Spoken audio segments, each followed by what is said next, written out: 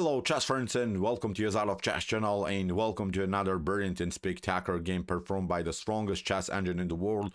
Welcome to an amazing gameplay by Minic against Stockfish 17 in a crazy Smith-Morra Gambit accepted. And today we see the fish playing the Smith-Morra Gambit with the black pieces, and that's the opening that you have requested now many times here on my YouTube chess channel. The other day I wrote a post in which I hope that you would suggest some openings that Stockfish should play, that we see how Stockfish is playing them. And now, after a beautiful King's Gambit game that we have covered a couple of days ago, let's see now how Stockfish handles the Smith-Morra Gambit with the black pieces. So with white, this Minic engine open with move e4. We have c5 by the fish, the Sicilian, d4 immediately going into the Smith-Morra Gambit. But now after move c3, d takes c3 and knight to c3.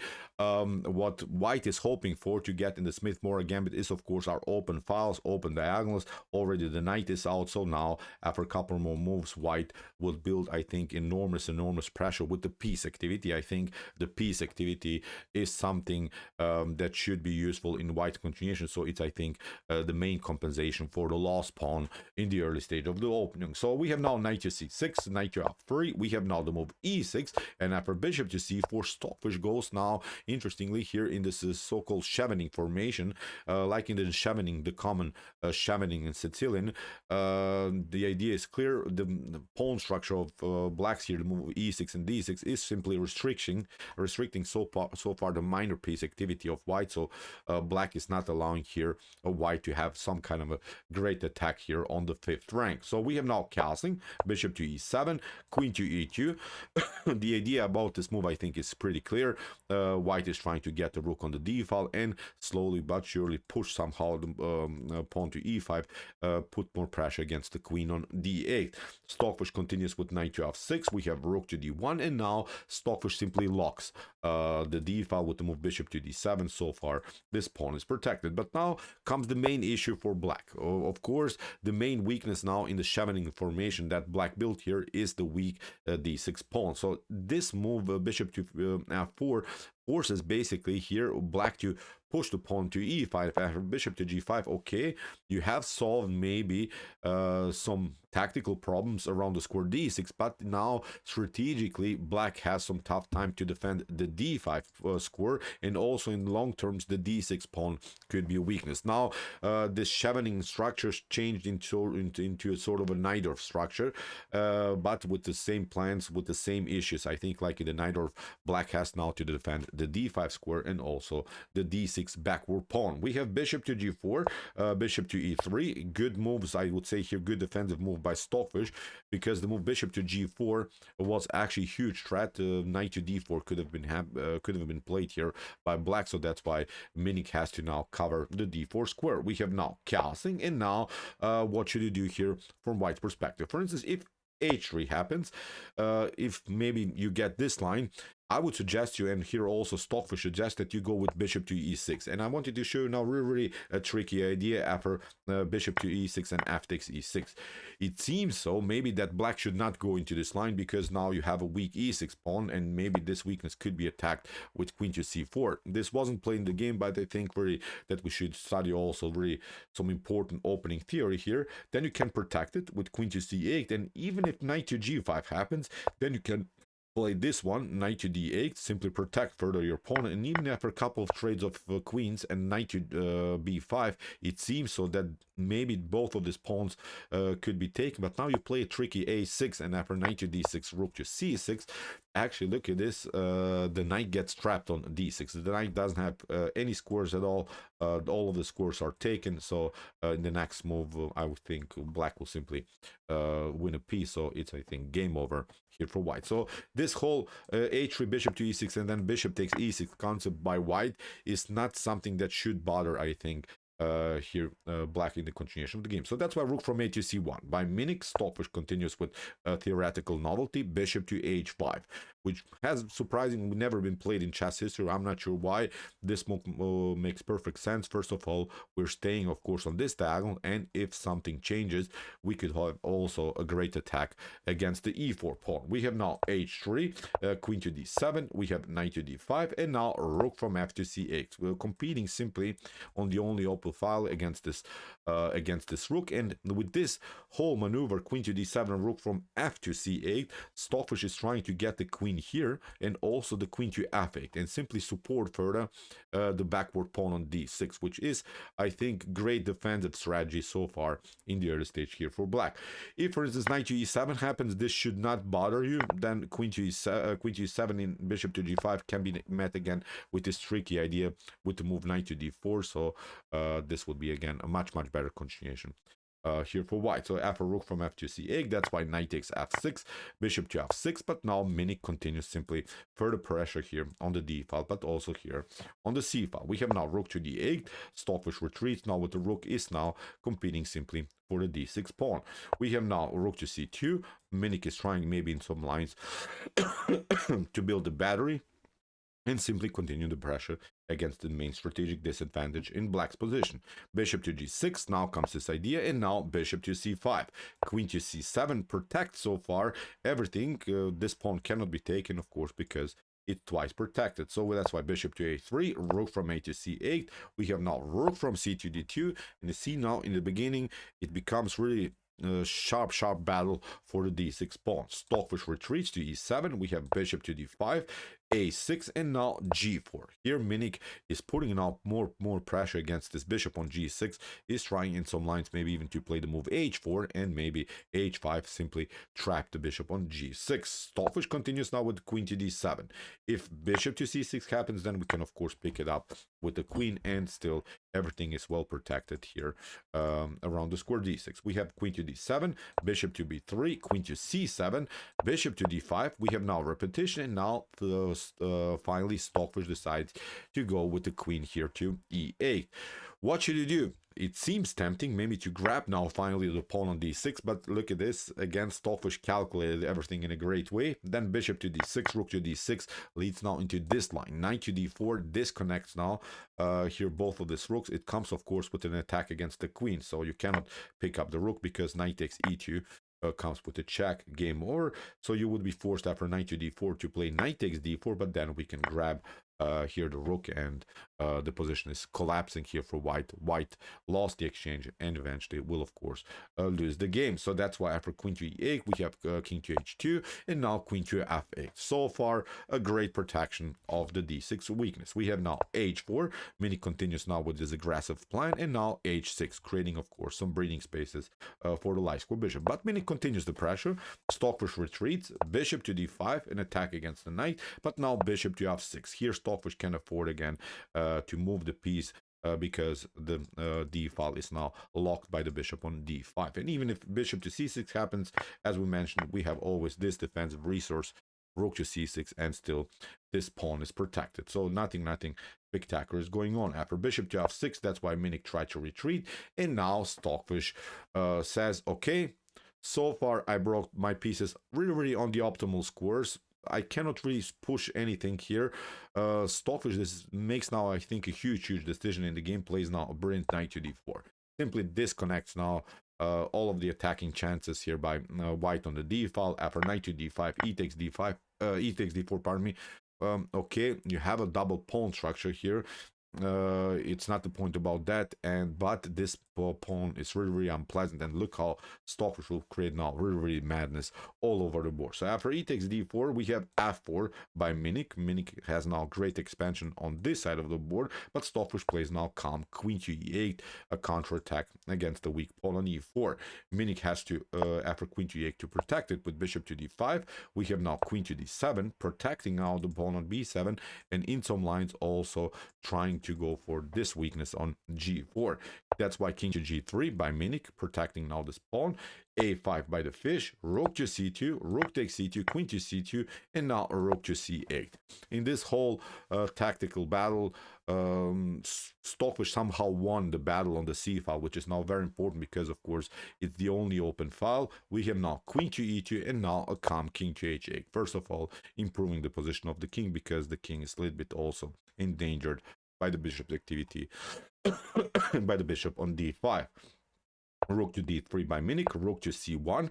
We have rook to d1, rook to c7. Sorry. This just moved too fast. I just pushed the wrong button. Let's go to this position. Sorry about that.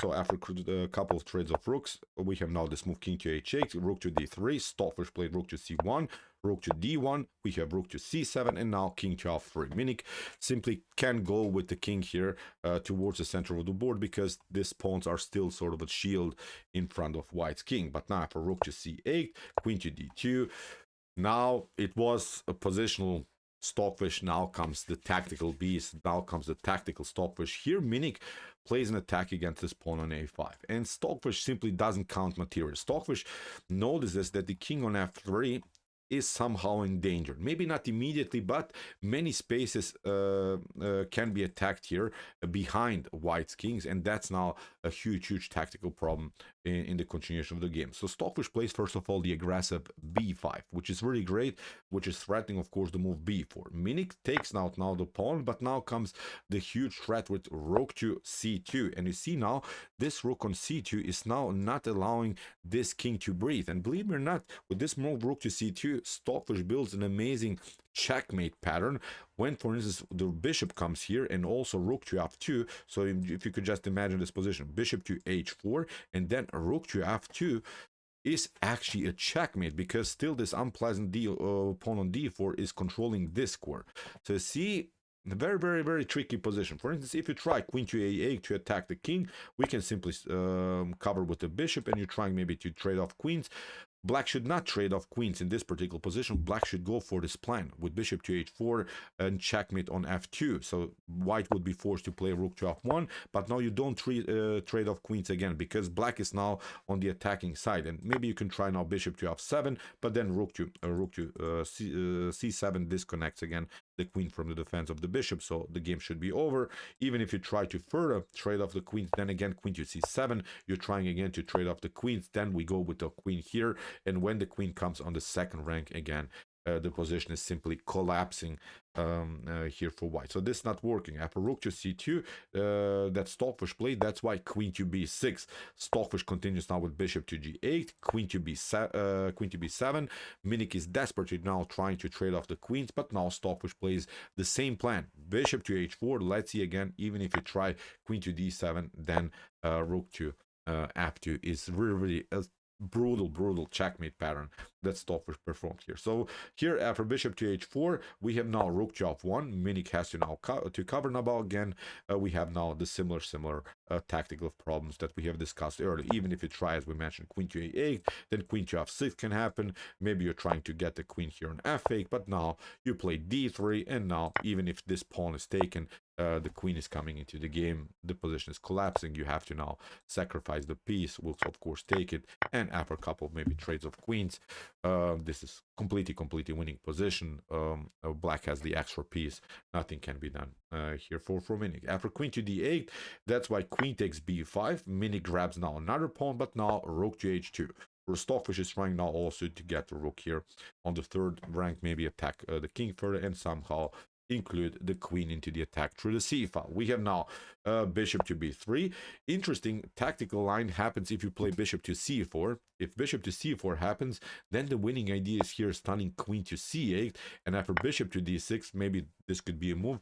Look at this, f5 is a huge tactical threat. Look at this, f5, bishop to g8, and even such a checkmate can happen maybe with the pawn here.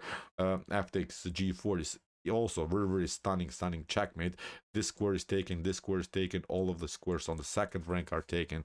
Very amazing stuff. So let's go back. After bishop to c4, you attack somehow the bishop indirectly with the queen and bishop's activity, and now we play a beautiful f5, and it's simply game over. After rook to h2, that's why Minic had to keep the bishop somehow connected to the with his pawn on a2, but Stockfish continues now again with the same plan: queen to c8, queen to c4. Minic is again desperately trying to trade off the queens, but now rook to h3, we have king to e2, and now queen to g4. Obviously, game over here after king to d2 in this particular position. Stockfish played now a brilliant move, and afterwards Minic immediately resigned. So maybe just for fun, if you want to practice some tactics, find the best idea here for white, pardon me, for black. Black moves and wins the game. As I said, after this move, Minic immediately resigned.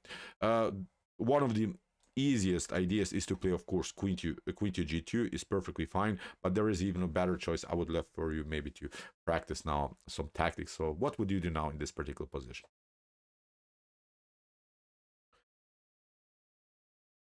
Okay, here Stockfish found the beautiful d5. This is the way they go. There is now a huge problem about this move d5. The point is that, for instance, if the queen takes on d5, then the queen is not competing anymore here on the second rank, and then after queen to g2, king to c1, we can of course pick up here the rook on f1. It's game over. If you play something like queen to e2 to maybe trade off the queens, then we can go here and put simply more pressure. Then the d pawn is rolling. Then we attack the queen. The queen has to step back. Then we try something like this. Look at this. This pawn is marching. Then you play here queen to e1, and after a couple more moves, it's again game over here for white. So after d5, what you could do is, of course, e takes d5, but now it liberates this diagonal for the light square bishop. You cannot deliver even a check because this square is taken by the queen on g4. Queen to b4 can be played, but now we just create some breathing spaces. Sorry, again, I'm just pushing it too forward. What the? Let me see. Oh man, I messed this up. Okay, I have to go to my studies. Okay, so after bishop to f5, here what could happen, of course, is queen to f8 check, but it doesn't matter. We simply step back, and now we have queen to f7 and bishop to f2. This is now the winning idea. With bishop to e3, you have to again sacrifice some material, so it's simply game over here for white. So d5 for really the brilliant tactic in the end, and Minic simply resigns. So great game here by Stockfish. I think it was a cool approach in the beginning, which could be useful for you if you maybe have problems against the Smith-Morra Gambit. I think it's a concept that we can learn easily, so it's playable. And then, of course, okay, we cannot play like Stockfish, but maybe with some tactical improvements, you can finally have a great repertoire against the unpleasant Smith-Morra Gambit here with the black pieces. So, okay, I hope that you enjoyed this game. I really enjoyed it a lot. Interesting stuff again here by Stockfish, especially this checkmate pattern that Stockfish created now multiple times in the game. If you want to see some other beautiful games played by Stockfish, first of all, check out also our beautiful game where Stockfish destroyed, really demolished the King's Gambit. Here's also the link to the video. And if you want to see some other beautiful, sharp AI chess games like this, check out our whole series here. Here are the commented chess games played by computers. And if you like this content, hit the subscribe button. See you soon with some more videos. And what do we say in the end? Chess is the best, of course.